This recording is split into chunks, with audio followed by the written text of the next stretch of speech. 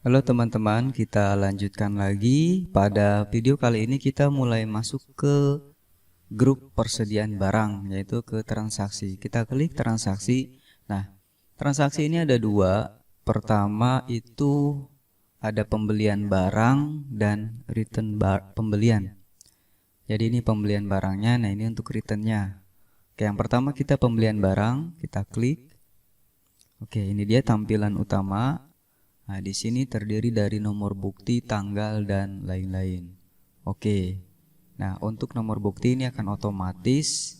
Di sini PB strip 21 ini 2 digit tahun sekarang ya, tahun 2021.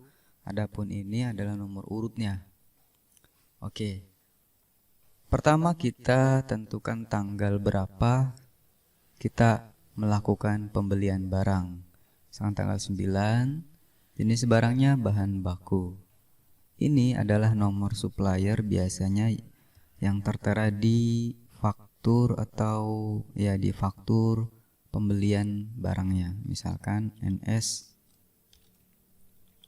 Misalkan seperti ini. Person ini person suppliernya siapa nih yang ngantar atau yang memang kita berkomunikasi. Misalkan Geo. Kemudian suppliernya siapa? Nah, kita pilih. Klik di sini, maka akan muncul data suppliernya. Nah, kalau nggak ada atau belum ada, teman-teman balik lagi ke sini, ke data supplier, silahkan input lagi.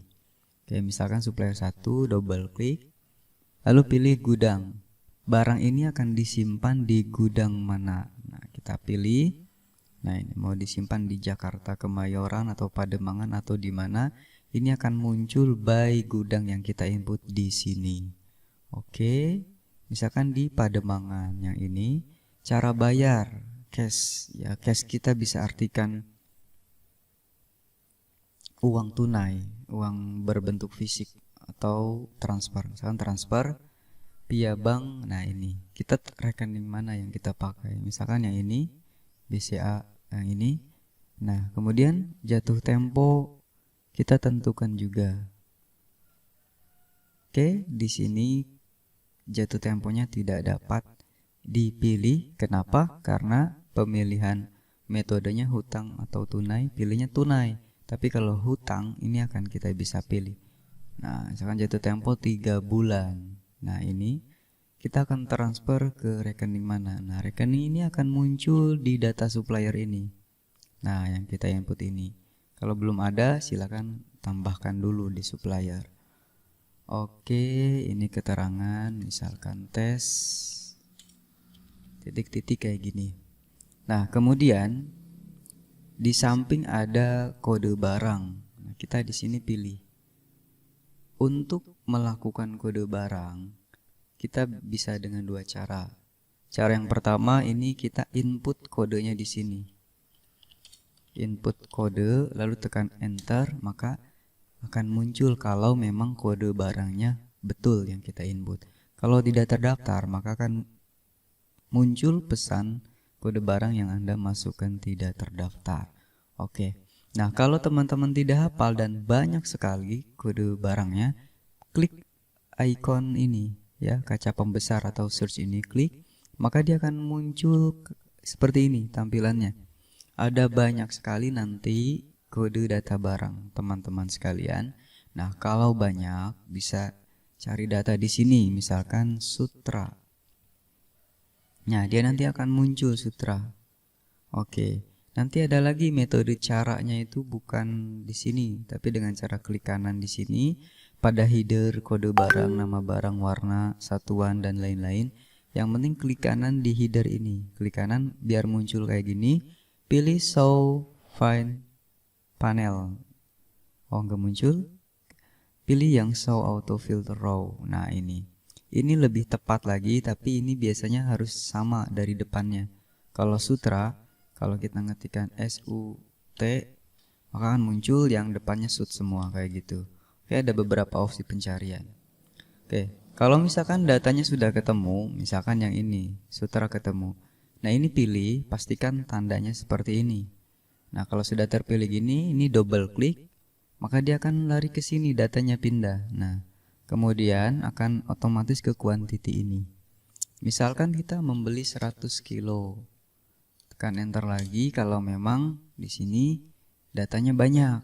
Nah, kalau banyak tekan enter pada kolom quantity ini, dia akan nambah lagi kayak gitu. Kalau kelebihan ini bisa dengan cara delete. Delete-nya kita kliknya di yang kolom berwarna biru ini. Nah, atau di sini boleh. Lalu di keyboard tekan delete, maka dia akan terhapus seperti ini. Oke. Oke, demikian. Nah, karena tidak ada diskon, kita kosongkan, bayar juga kosongkan. Kita klik simpan. Oke, ada muncul must declare the saklar variable. Kita klik continue. Oke. Nah, ini sudah selesai tersimpan. Kita lihat data di sini. Nah, ini datanya yang kita input. Double klik. Nah, kalau mau melihat ulang, cetak di sini 3/4 kayak gini, biasanya buat kertas faktur ya, yang 1/2 A4 itu A5 kalau nggak salah. Kita close, lihat data. Ini fungsi tombol lihat data itu untuk melihat semua data transaksi yang pernah kita lakukan input. Oke, lihat data. Nah, kalau mau edit, kita tinggal pilih di sini nomor bukti berapa yang mau diedit. Double klik, maka dia akan balik lagi pada saat sama pada tampilannya. Maaf, saya izin ulangi. Tampilannya akan sama seperti pada saat kita pertama melakukan input data untuk disimpan. Nah, kayak gini. Yang diedit apanya? Misalkan ini bukan 100 tapi 150. Nah, ini kita kalau mau edit, selesai, kita klik edit data di sini. Anda belum menentukan tanggal jatuh tempo. Oke, di sini harus ditentukan ulang lagi jatuh temponya 30 April misal. Klik edit. Ya. Oke, klik continue. Nah, nanti pesan ini akan kita hilangkan ya. Oke, klik continue. Oke, selesai. Dia akan menjadi baru lagi atau konfirmasi cetak. Oke, seperti itu. Oke, lihat data lagi. Nah, ini adalah versi terbarunya jadi 150. Kuantitinya dan harganya akan berubah semua. Oke. Nah, kalau teman-teman akan melakukan hapus data transaksi, lihat data, double klik, nah pilih hapus data, maka data akan terhapus. Namun pada video kali ini saya tidak akan melakukan hapus data. Oke, demikian untuk proses barang atau bahan masuk. Oke, sedikit tambahan. Setelah kita melakukan input data dan stoknya ada, maka berikutnya kita bisa melakukan transaksi-transaksi lain. Nah, ini berkesinambungan dengan stok bahan real time di sini. Oke, adapun untuk transaksi berikutnya kita akan bahas return pembelian, di mana kita telah melakukan pembelian di sini dan kita akan lakukan return ke supplier kita, misalkan return 50 kilo atau berapa, nanti kita akan bahas pada sesi selanjutnya.